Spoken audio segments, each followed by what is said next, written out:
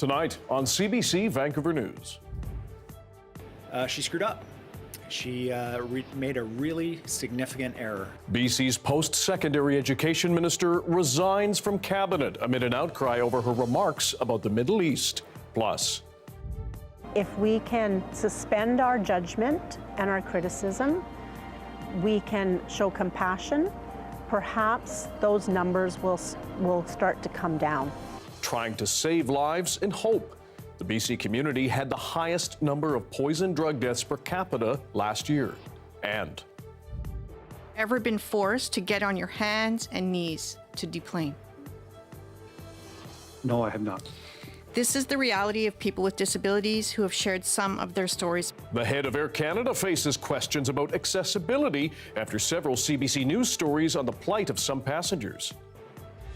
This is CBC Vancouver News.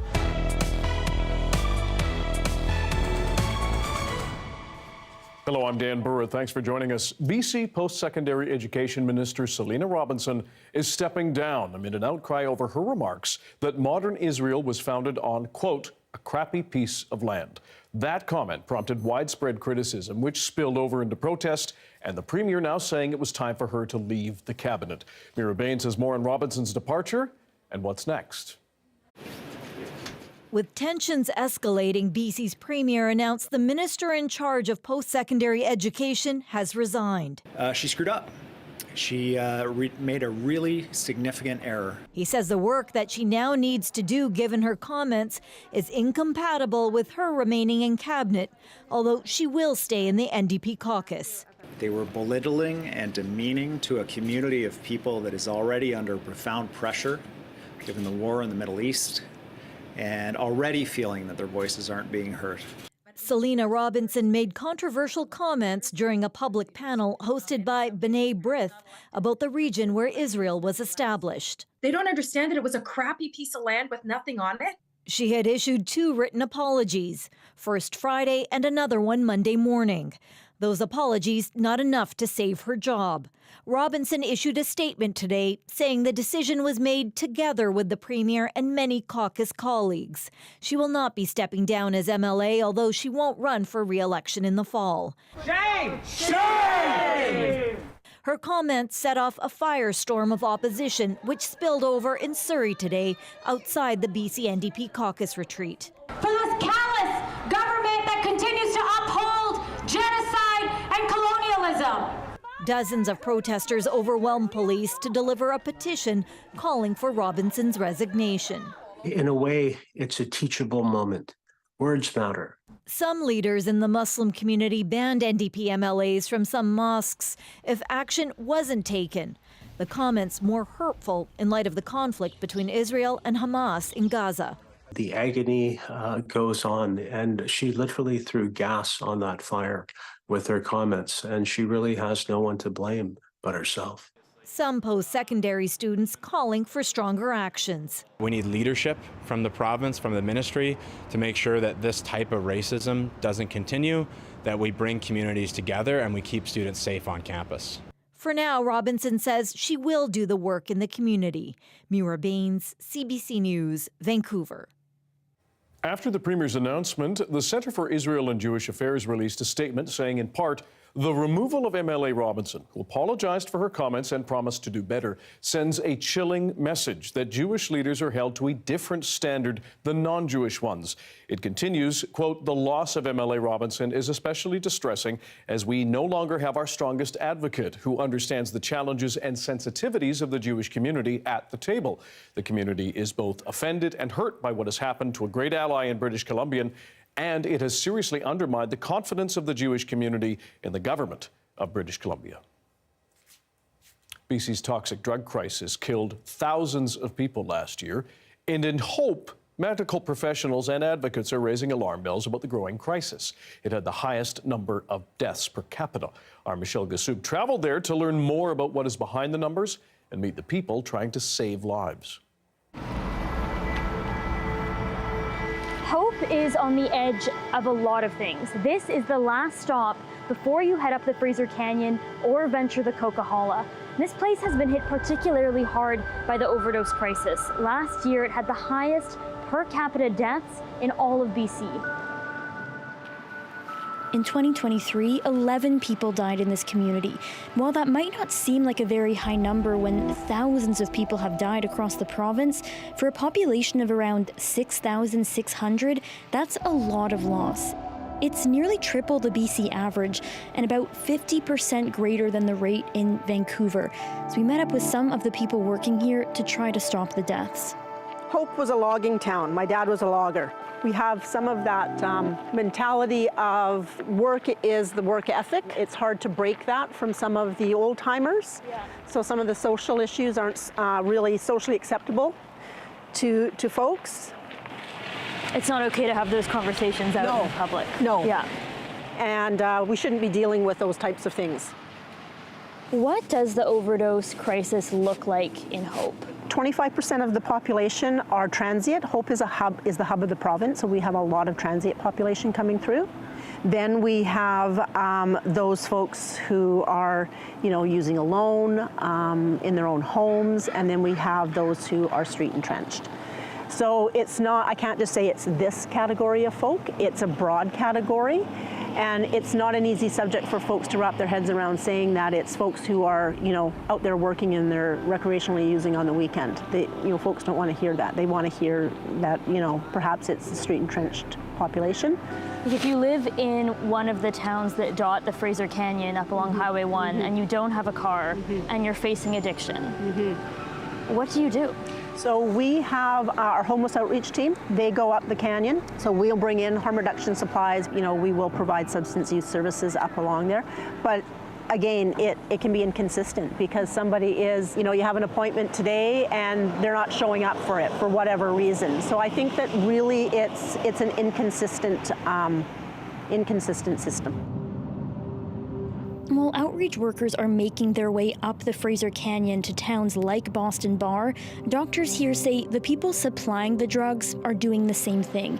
And they suspect drugs are also coming in from an influx of people now working on the nearby pipeline. This PharmaSave is one place in town people can get safe alternatives to those more dangerous drugs. In terms of your experience as a pharmacist, do you see people coming in? Does this brush up against your work? People that are suffering from addiction and maybe suffering overdoses? Oh yes, that's routine. People would come in sober in the morning. One of my musician friends come in sober in the morning, surprised me, said, look, I'm terribly addicted. I need to get off. He said, and I need to do something now.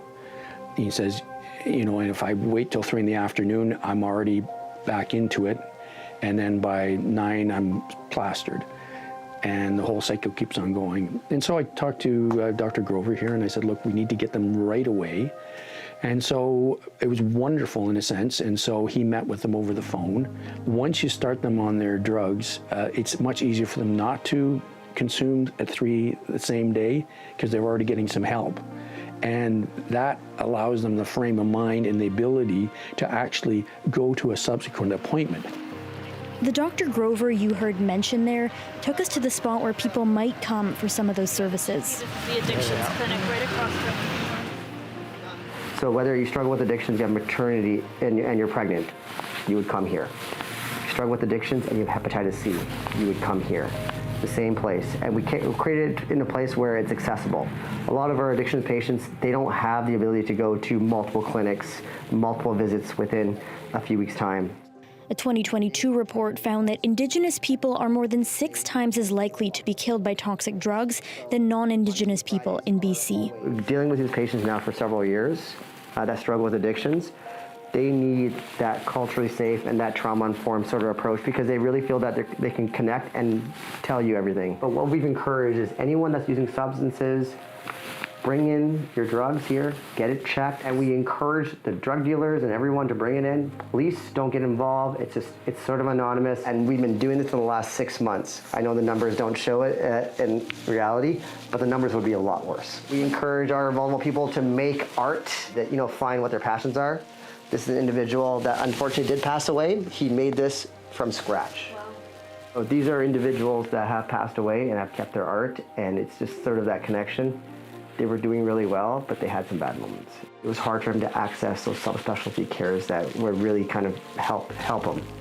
And so that's what was really a spark for me to try to bring these sort of specialty care, subspecialists into Hope, because that's just going to allow for individuals like him to then access those services right here.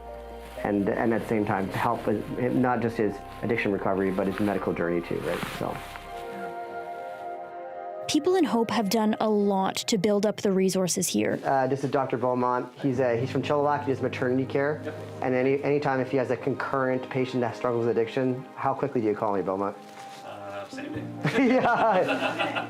And make sure people have a way to get to them, even when the geography of this place makes that particularly challenging, and the issue can be pushed out of sight. I think so often when we think of the overdose crisis in British Columbia, people's minds goes to downtown East Side. What do you want people elsewhere in the province to know about what the situation looks like in Hope and in the surrounding communities? Addiction is everywhere. Whether it's playing out on the streets or it's playing out in people's homes, it's everywhere. If we can suspend our judgment and our criticism, we can show compassion, perhaps those numbers will start to come down. Michelle Gassoub, CBC News, Hope. A Maple Ridge man is sounding the alarm over what he calls unfair tenancy laws after his family was ordered to leave their rental home in just days with nowhere to go. As Saurabh Sandhu reports, housing advocates say the long-standing tenant policy needs to change, especially amid a grinding housing crisis. Not good. 62-year-old Frank Wachal is frantically searching for his next rental home after his landlord served his family an eviction notice so he could use the space for himself. The family contested the eviction but lost the case against his landlord, giving them only 8 days to move out. Desperately searching for a solution, Wachal reached out to a housing advocate. They said I was lucky to get 8 days because the Residential Tenancy Board could give you 48 hours to get out. And it's like, well, how fair is that? I mean, there's no humanity in that. The most common eviction notice upheld in BC right now is for landlord use of property. So a landlord wants to move into a rental unit, not because the tenant's done anything bad, simply because they want to use the property. Under the current Residential Tenancy Act, when an arbitrator upholds an eviction notice, tenants are required to move out on short notice. We'll be living on the streets. We got no place to go. We got no bank account balance that we could just throw money away. We got absolutely no place. With a competitive rental market and limited housing supply, experts say finding a new place to live on short notice can be extremely challenging. Asking someone to move on 48 hours is just absurdly draconian. It's, I think, as well, one of the shortest timelines in all of Canada. Housing advocates say BC's tenancy laws need to change. Patterson says the current rules are pushing people to the brink of homelessness. Now, looking out at the rental housing landscape, it's crying out for regulation. It's crying out for someone to, wade in and start to set down some rules. For now, Wachal says his landlord has agreed to extend his tenancy until the end of March. But even with some brief relief, Wachal worries the battle to find affordable housing for his family is just beginning. We're looking at an extra $2,000 a month. Easy. Saurabh Sandhu, CBC News, Maple Ridge. Buckingham Palace says King Charles is now undergoing treatment for cancer. He's suspending public duties just 17 months into his reign. But as Margaret Evans reports, Charles will not be handing over his constitutional roles as head of state. This was King Charles on Sunday, walking to church with Queen Camilla at his Sandringham estate, making Monday's announcement all the more surprising. We've received breaking news from Buckingham Palace, which has announced that the King has been diagnosed with cancer. It was only a week ago that Charles was discharged from a London hospital after undergoing treatment for an enlarged prostate. That, according to Buckingham Palace, was when a separate issue of concern was detected. His Majesty has today commenced a schedule of regular treatments, the palace said in a statement, during which time he has been advised by doctors to postpone public-facing duties. I wish to make a short statement. Wishes for his speedy return to health started close to home. I know the whole House will wish to join me in expressing our sympathies with His Majesty the King following the news announcement this evening.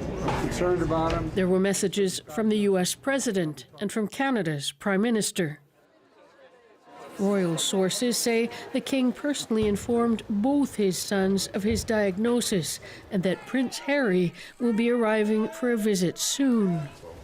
Prince William, who's been supporting the Princess of Wales after her recent surgery, is now set to return to public duties early. This means that the working royals, the very few of them that remain on the scene, are going to have extremely full diaries. I don't think the monarchy could be slimmed down any further than it is at the moment. Former royal correspondent Jenny Bond says Queen Camilla will also need support. Camilla is a relentlessly cheerful person, and she will look on the bright side of everything. And we're told that she is going to continue with her quite full diary of engagement. And the King, according to the palace statement, is remaining wholly positive about his treatment.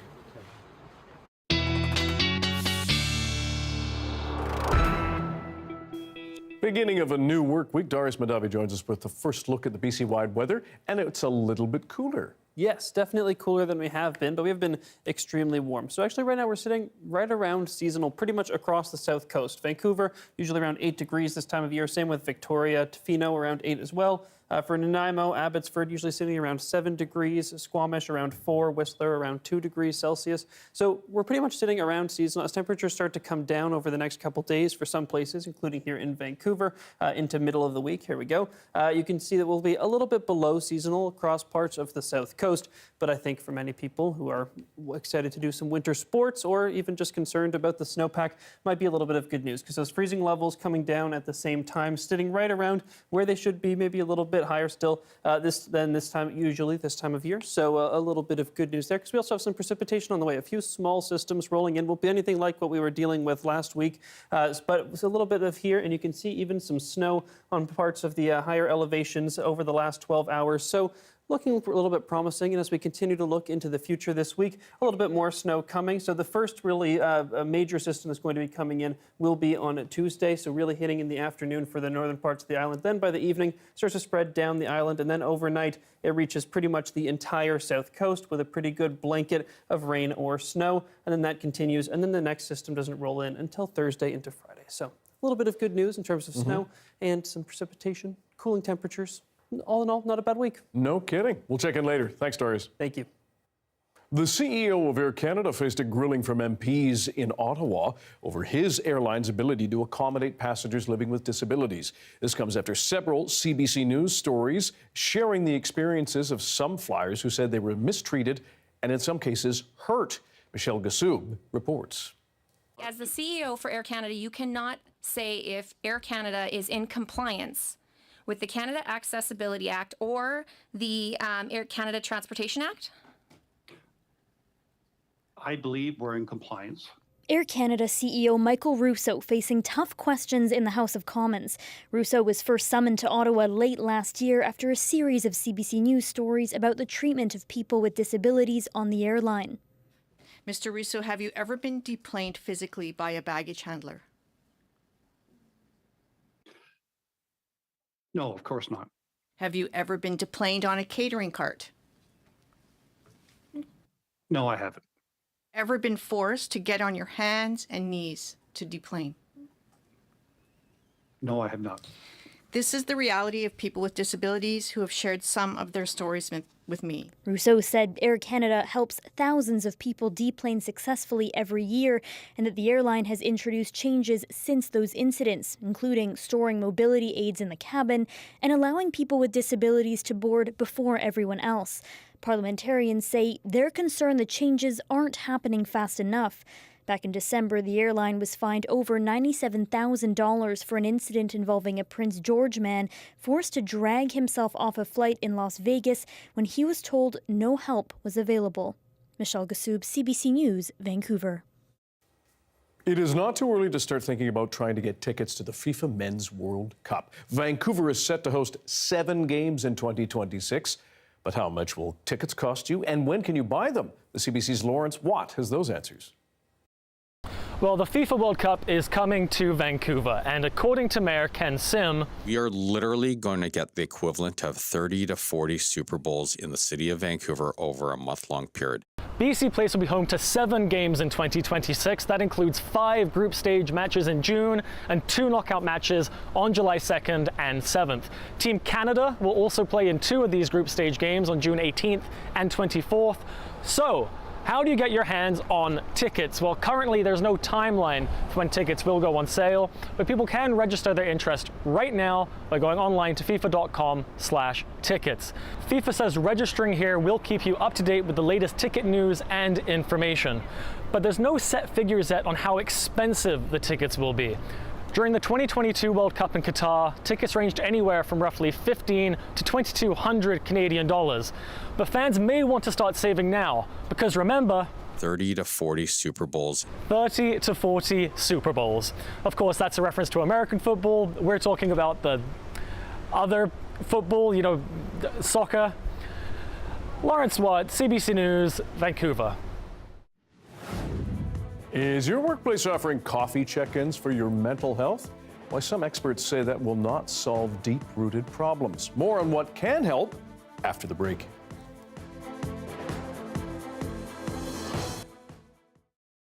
And thanks for joining us on our commercial-free live stream tonight. It has been 1 year since BC implemented a new payment model for family practice doctors. It's a step aimed at addressing the dire doctor shortage in this province. As Saurabh Sandhu reports, experts say the new model is helping to strengthen BC's broken healthcare system, but access is still a big hurdle. There's a worldwide physician shortage.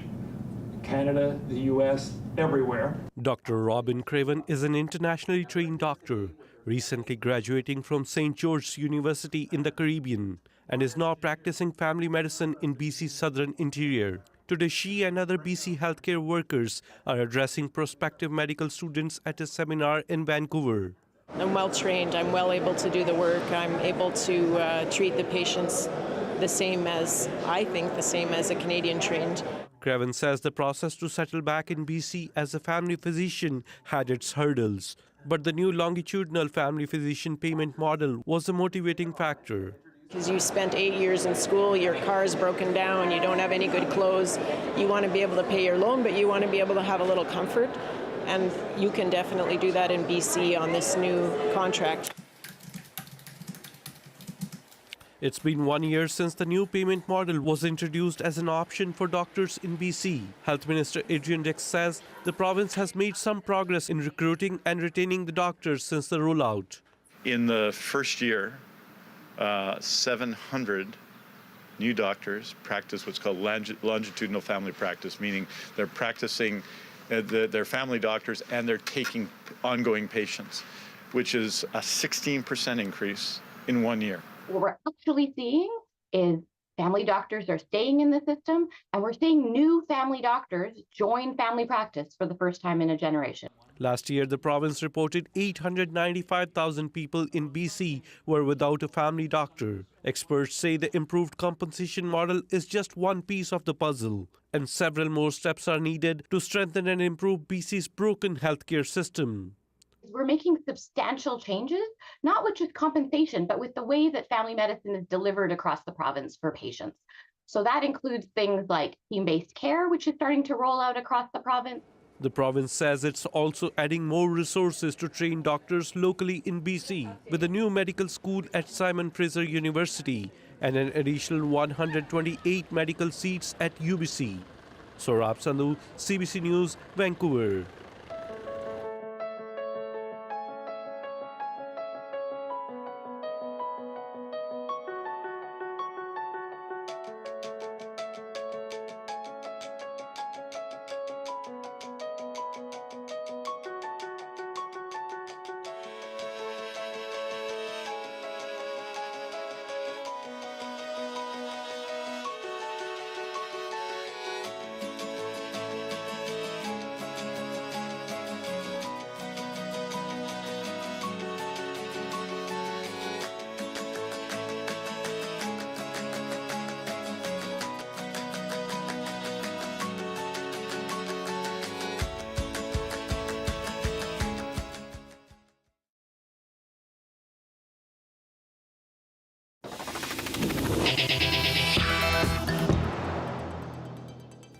Lunchtime yoga, mindfulness seminars, team building retreats, just some of the ways companies sometimes try to promote well-being at work.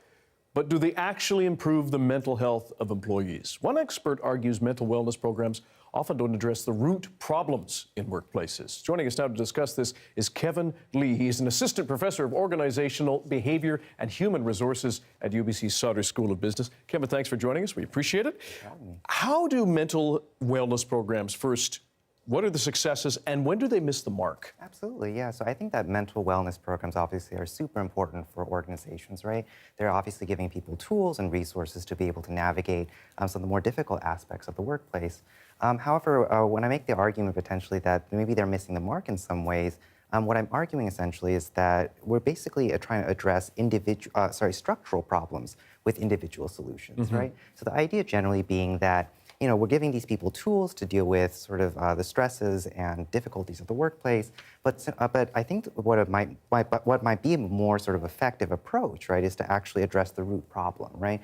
Namely, what's actually causing those stresses, what's causing that burnout, what's causing people to have to seek these tools in the first place, right? And oftentimes those are actually rooted within the organization itself, right? So actually restructuring organizations, rethinking these things, I think can be super effective. Does it that, I guess, do wellness programs put the onus on the employee to try and fix things, or where's the balance, if there is a balance there? Absolutely, yeah, no, that's exactly what I'm arguing. Yeah, that I think that these put the onus on the employee themselves, right, to basically become happy, right? And again, I think it's super important, obviously, that people have the tools to be able to do so. But again, thinking more broadly, right, if we were to actually think about the root of the problem, right, could we actually solve these organizationally provoked problems by actually restructuring the organization? When it comes to wellness programs, sometimes younger employees or newer hires can struggle with navigating what they have access to. How can we help them, do you think? Absolutely, yeah. So I think what we're starting to see a lot, right, is that especially new generations, especially Gen Z, right, are starting to enter the workforce and are slightly expecting something different from their workplaces, right? And so really actually I think opening up our ears, right, actually listening to what sort of they're going through, right, and what sort of problems they're facing within the workplace, I think these are really important aspects of trying to figure out exactly what kinds of solutions and organizational solutions in particular, right, might be most tailored to their experience. What about, though, and I want to talk about the impact the pandemic has had. Many people were working from home. There were some benefits, there were some drawbacks that people found. In your research, what have you found in terms of the impact that COVID-19 had? Absolutely, yes. So, as we all know, as we all experienced very intimately, right, the pandemic brought into stark relief what's important to us, right? It really did bring out a lot of the stresses and everyday things that we go through in life. And in a study, as you mentioned, right, in a study with some co-authors of mine, we've been actually looking at what we call the awakenings, right, that people have been having about their work lives and by extension, their personal lives, right? How is it that we normalized this before, right? What do we want in the future, right? And this, what we've been generally finding is that people do want a different sort of contract between themselves and their organization, right? They want their organization to be sensitive to their needs and by extension to be able to be structured in ways that will actually help them to flourish, right? And so again, yeah, I think that's sort of the takeaway from our study. Kevin Lee, we appreciate your time and your expertise. Thanks for joining us. Thank you so much for having me. Much appreciated. An apology out of London, Ontario. Police acknowledge it took 6 years to lay sexual assault charges against 5 hockey players. More on the unfolding timeline of that case after the break.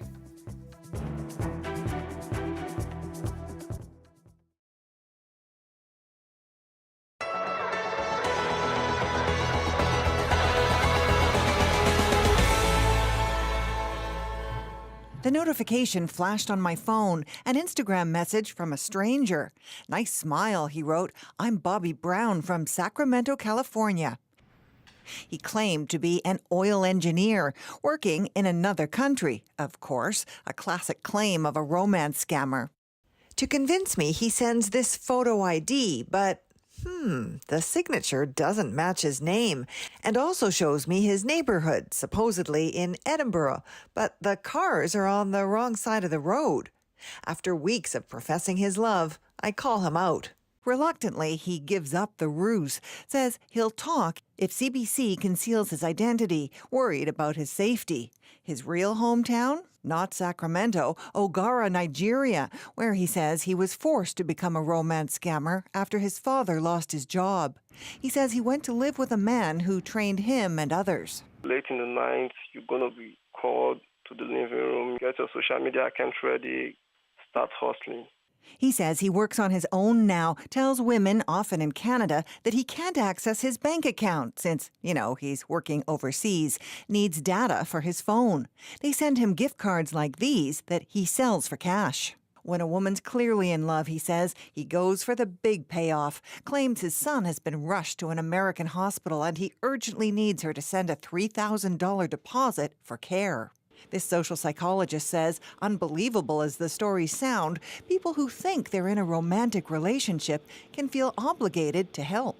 Even a simple request that might seem outlandish from an observer's point of view might feel different when you are the one being asked to do things. Last year, 945 Canadians lost more than $50 million to romance scammers, about $53,000 each, and that's just what victims reported. The scammer tells me he knows it's wrong, but poverty runs deep. We're sorry, we're not happy doing this, but we have no option. Authorities say the best protection: don't engage with strangers online who profess their love quickly, who claim they live near you but are working overseas, and who pressure you to send money. Instead, delete those messages and keep your cash. Erica Johnson, CBC News, Vancouver.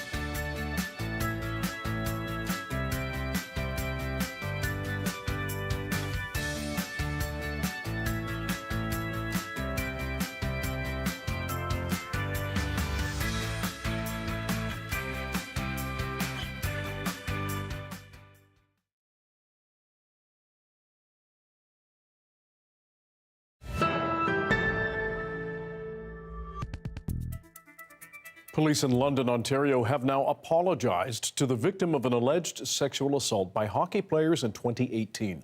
All of those men are now playing professionally, 4 of them in the NHL. The CBC's Jamie Strachan has more on how the case is moving forward. I assure you that under bright lights and intense scrutiny, an apology from London's police chief. on behalf of the London Police Service, my sincerest apology to the victim, to her family, for the amount of time that it has taken to reach this point. It's been nearly 6 years since a 20-year-old woman went to London police with allegations of a sexual assault at this London hotel. The alleged incident happened after a Hockey Canada gala and allegedly involved members of the World Junior team in town celebrating a gold medal. In 2019, London police closed their investigation, only to reopen it in 2022. Upon review of the occurrence, it was determined that there were additional steps that could be taken to advance the investigation. Last month, 5 members of the team, 4 of them current NHLers, were charged with 1 count of sexual assault. One player faces an additional charge that the other 4 do not. Dylan Dubé, Carter Hart, Cal Foote, and Michael McLeod are all currently on leave from their teams. The chief insisted no special treatment was given. I'm not a hockey player. I don't know nothing about hockey. This is a sexual assault investigation. Police said new leads, additional witnesses, and evidence not available in 2019 led to charges, but wouldn't say why it took 6 years to get to this point. I can't answer that question, I'm sorry. I can't speak to that. I can't answer that. This longtime London criminal defense lawyer called the chief's apology significant. It does seem to me that when the chief of police comes out and apologizes as many times as he did, that that apology is based on there's something wrong inside his house. London police have faced fierce criticism for their handling of this case. A specific victim in this case deserves to know the answers as soon as possible. Otherwise, how can we trust this investigation going forward?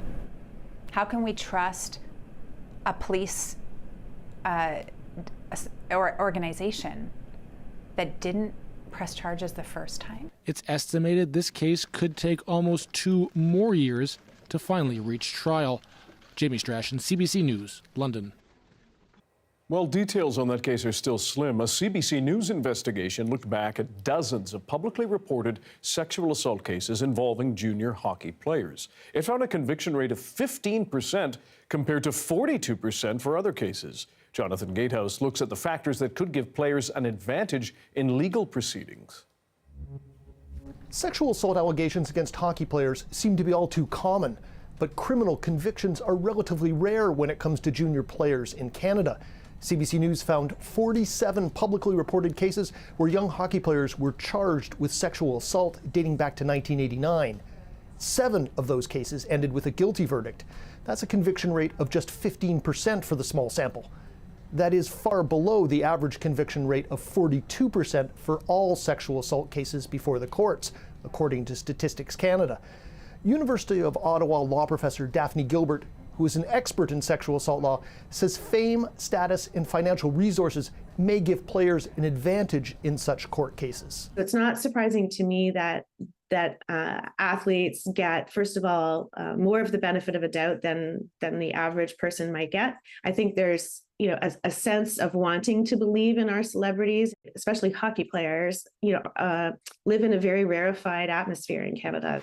The numbers may not tell the whole story. An accusation is not the same as proof, and Canada's justice system presumes innocence. But sexual assault is also a vastly underreported crime in Canada, and when charges are brought, StatsCan's figures show almost half of the cases ultimately end up being stayed or withdrawn. There, too, another seeming advantage for Canada's junior hockey stars.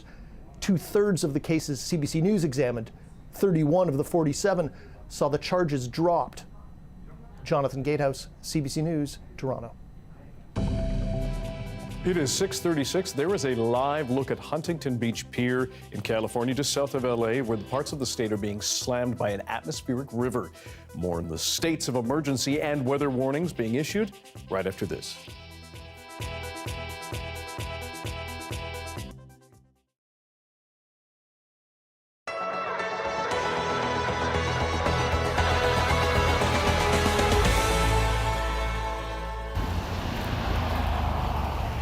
Pigeons in Toronto, a particular nuisance in the Yonge and Finch intersection, where they target restaurants, streets, and even people. They're out of control. They're always watching, like keeping an eye on us, like who's my victim today. It's been quite difficult to deal with the mess they make. It's prompted some residents to install screens and spikes, but the problem continues. Jolie has fond memories of the birds back home in Hong Kong. We eat the baby pigeon there, very yummy. But even he is disgusted by this mess. I don't like it. So how do we reduce the number of pigeons and do it in a humane way? Well, the city put them on the pill for a pilot project last year, and it was deemed successful, so it's back on this year's proposed budget. There's hope in the battle against pigeon poop. Yonge and Finch is in Councillor Lily Chang's ward. She's asking the city to include Willowdale in the project. Some people were saying my balcony is taken over by pigeon poop. So how does this method work? Bird feeders are laced with birth control for birds, already set up on rooftops in 4 locations across the city, one soon to be added downtown.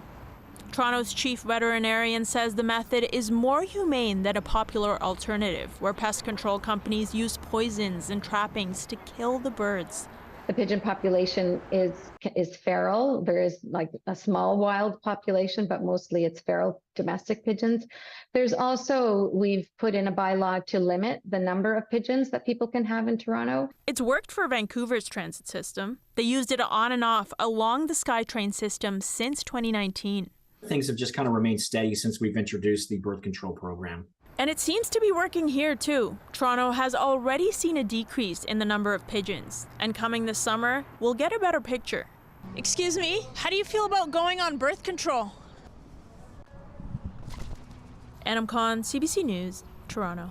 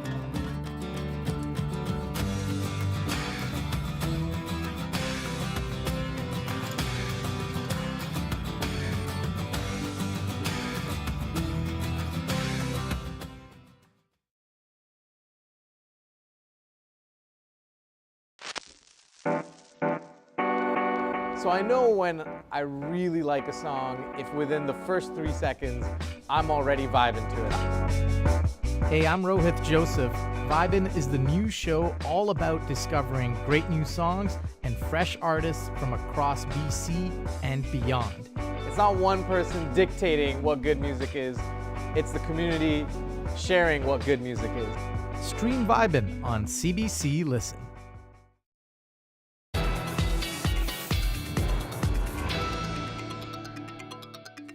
Parts of California are being slammed by an atmospheric river for a second time. It's bringing high winds, snow, and heavy rain. So this backyard here is just getting wrecked. States of emergency have already been declared in at least 8 counties, and well over 1 million people in and around Los Angeles are under flash flood warnings. More than 20 centimeters of rain have fallen already today. Winds upwards of 125 kilometers an hour have also brought down trees and power lines, and evacuation orders have been issued due to this risk of mudslides. The affected area runs from LA to San Francisco, as far inland as Lake Tahoe. Darius Madavi joins us now with the forecast, who's going to show us exactly what's happening there in California. Yes, so we've looked at this map a few times here in BC, but we've got another atmospheric river, fortunately not coming for us this time, heading into the southern parts of California. And so it's bringing with it a ton of moisture. This is a Pineapple Express, just like what brought us all of our rain last week and the week before that. So plenty of rain still on the way. It's going to keep heading south towards San Diego over the next overnight tonight into tomorrow morning. So plenty more rain there. But you can see over the last 48 hours, tons of rain and slowly shifting south, some snow as well, far inland, with the rain heading quite far into parts of California, even Nevada. And so this is a very heavy rainfall event, almost half the amount of rainfall typical in an entire year for parts of Las Vegas, falling in just 24 hours. So incredibly heavy. Here in BC, though, we had our fill of atmospheric rivers, now transitioning into a much more calm state. We had a little bit of rain that we looked at earlier this hour in parts of the southern south coast, including parts of the lower mainland. But in Kelowna, they got a little bit of snow today as well, with some grayer skies after their a few days of blue sky that they got. If we look in terms of temperature across the province, it's a pretty similar story to here in Vancouver, where temperatures are sitting just around seasonal. Tomorrow, we're going to see a little spike in parts of the southern interior, but then those temperatures are going to fall back down. Southern interior is really the place where we're seeing a little bit of warming still. We're seeing temperatures usually in Kelowna around 0 this time of year, so we're still sitting a few degrees above that over the next couple days, but not anywhere at the record-breakingly warm temperatures that we were seeing just last week and the week before that as well. Now, in terms of conditions across the province, we are seeing a little bit more sunshine in parts, in places tomorrow. We shall see plenty of blue sky here in Vancouver, but this week we're going to see sort of a flip-flop between these drier and maybe a little bit of sunnier conditions and the rainfall that we're going to get as some systems roll through. And it's a pretty similar story across the province. And then if we zoom in here in Vancouver over the next couple of days, I mentioned that we're going to get a little bit of rain. Fortunately, Fortunately, since freezing levels have come down, that also means some snow for the local mountains. You can see it there, which is, I'm sure, some welcome news for many folks as that rain rolls over Vancouver, which is really just a few hours of rain. We'll get a little bit of good news for those mountains. And then if we look at our 5-day forecast, rain should start overnight tomorrow, but we do get a sunny day before that happens. Continuing into Wednesday should end sort of early to late evening. And then Thursday and Friday, we get another blast of rain. It's a little bit uncertain when exactly that'll come at this point, but it should come pretty late in the day Thursday and then continue into midday or later on Friday. Okay, Darius, thanks very much. Thank you. It is now time for the fourth and final episode of our series called Monday Motivation. Today, we're going to introduce you to Gentil Umbai. She's a survivor of the Rwandan genocide. Host Suman Kandola sits down with her to hear how she tackled profound trauma and grief and her guiding vision for life. A warning for you, Umbai story is a difficult one and may not be suitable for everyone. My name is Gentil Umbai. I'm a survivor of so many things. I'm a lover of life. I'm loved, and I'm grateful. I was born and raised in Rwanda. My childhood is filled with so much joy. I think growing up in that neighborhood, everyone was responsible for everybody. So I always felt like I'm safe. There was a sense of community that way. In 1990, when the war began, I was 8 years old. I feel like a lot of things changed the way we lived our lives. Even though our parents did not explain a lot because we were too young to understand the scope of what was happening. Rwanda has gone through a lot of turmoil before. There was hope and faith that this too shall pass. By April 1994, I'm 11 years old. Now the president's plane crashed and our lives changed literally in a heartbeat. My mom was like, I need you all to wear as many layers of clothes because we don't know when we're coming back. So by the time we left, I was wearing 2 pants, trousers. I had on 3 different sweaters because it was a raining season, and my mom was like, you're not taking a luggage. If you come back, you find your cute clothes. But right now, we have to go. What happened was we get into this main street pathway, I would say, and they say halt. And what they did, so they distanced themselves. They surrounded all of us, and they started shooting amongst us, on top of us. I have no energy to run, and I'm wearing things that are heavier than I am. So as people are falling on top of me, this is like they're throwing also grenades. And there's body parts just flying. There's people falling, there's people screaming. We don't know where to go, but everyone is just running for their lives. I can see my mom, she's standing, and I'm like, is that her? I ran to her. She can see that the people that I was running away from, they're still behind me. So she grabs me and she goes like, they're coming. I need you to go. I need you to keep running. I'm like, but Mom, let me stay with you. She's like, you can't stay with me. You have to go. So because I held on to her, she grabs my hand. She just like pushes me away. She goes like, go there. So she points at like a tiny bush around. She goes like, you go. And that the 2 men caught her because she was still standing. So in that moment, I can see how she gave her life for them to catch her so they can let me go. For hours on end, I witnessed so many people So many people being killed in front of my eyes. For hours on end, I saw humans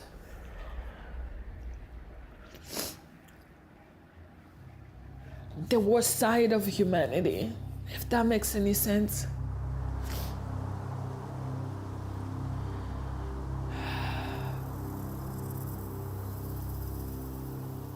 Everyone is dead. I can't see anyone. I'm running on my own. What is it going to be? What is it going to be? So the moment I was rescued by the RPF, I lived in a refugee camp, and that's when my sister came to the camp. What did it feel like when you saw your sister? She's the first family member you saw? She's the first family member I found. I feel sad the first time I met her, thinking about the first time I met her, because I remember hugging her but looking behind her to see if she came with someone else. I didn't think that she would just show up by herself. I said, "Where's everybody?" She's like, "You're here, where's everybody?"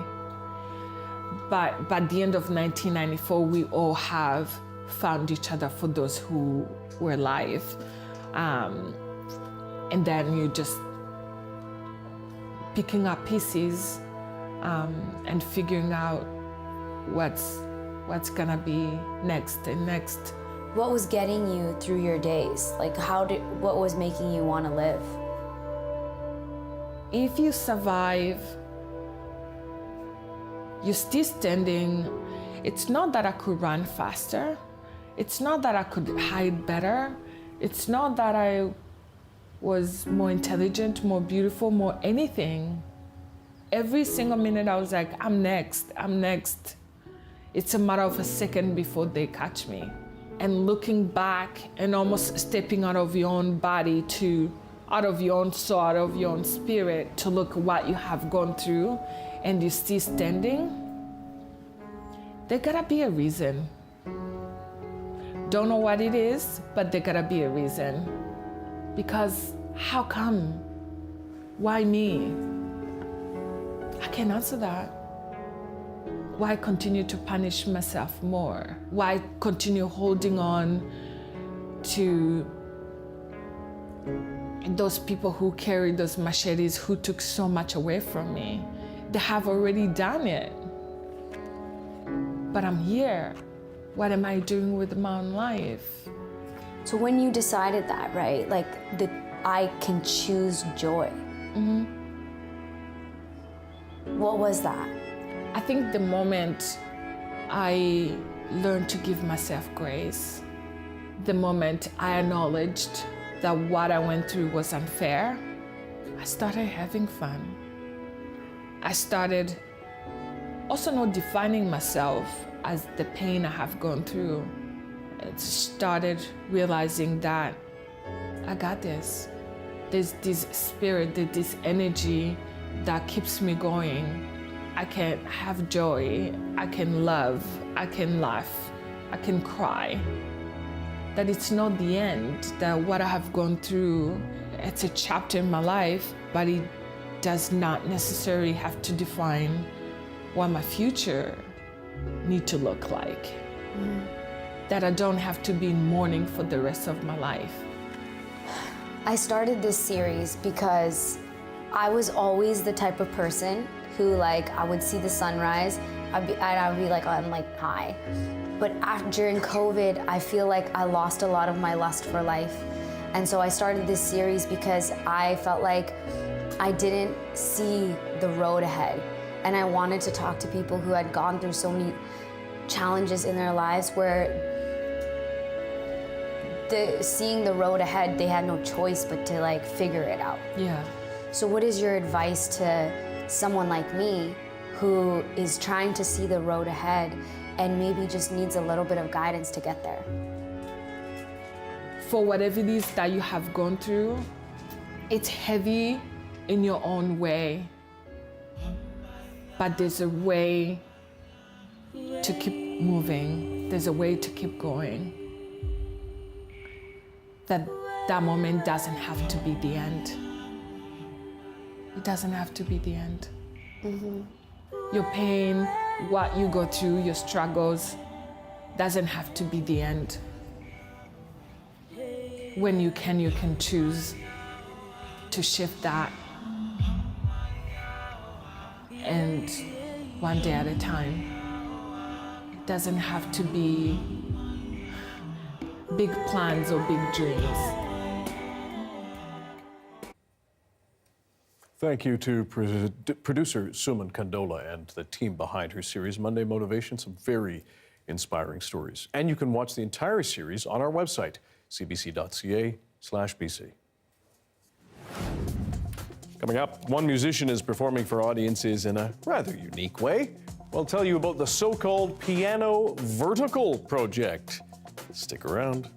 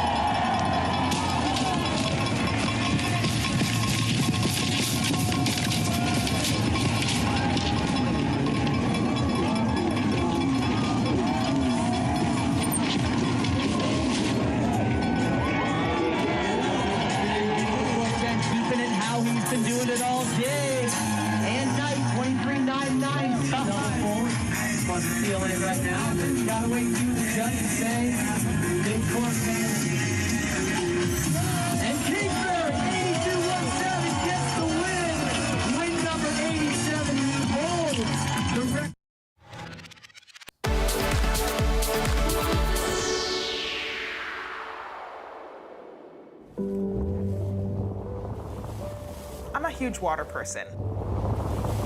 So I love being out in the water. I think just growing up in Barbados, being out there, being in the elements, in the sun, and I got a sense of freedom.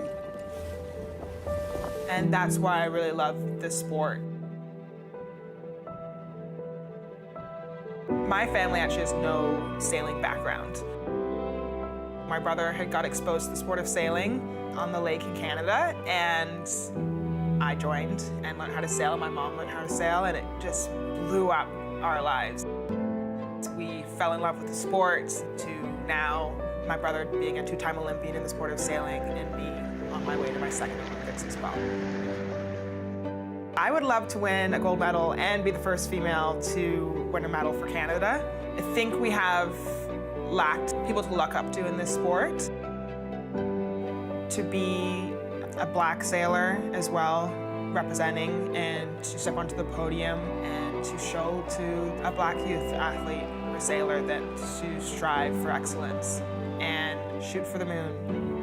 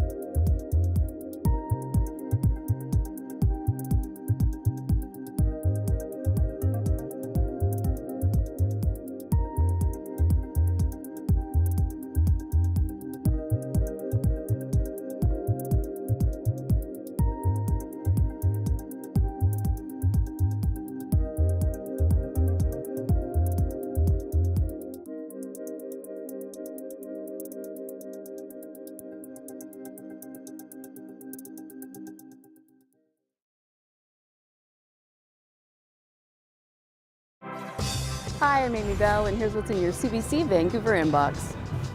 On February 28th, join CBC Vancouver's Benit Brach at the Alumni UBC webinar, Empower Gen Z in the Workplace. The panel will discuss this generation's expectations on work-life balance, values, job market adaptation, and more. And BC Today is the call-in show where British Columbians make their voices heard. And now you can watch it on TV, stream on CBC Gem, and hear it on CBC Radio 1 and CBC Listen. To usher in the Year of the Dragon, a giant dragon sculpture made from Lego is being brought to life at Lansdowne Mall in Richmond. Once finished, the Lego Dragon will be made up of more than 8,000 pieces. The last few bricks will be laid by dignitaries on Saturday, February 10th, followed by a dragon and lion dance to help ring in the Lunar New Year. Playing the piano is a challenge sitting down. Now imagine doing it in midair.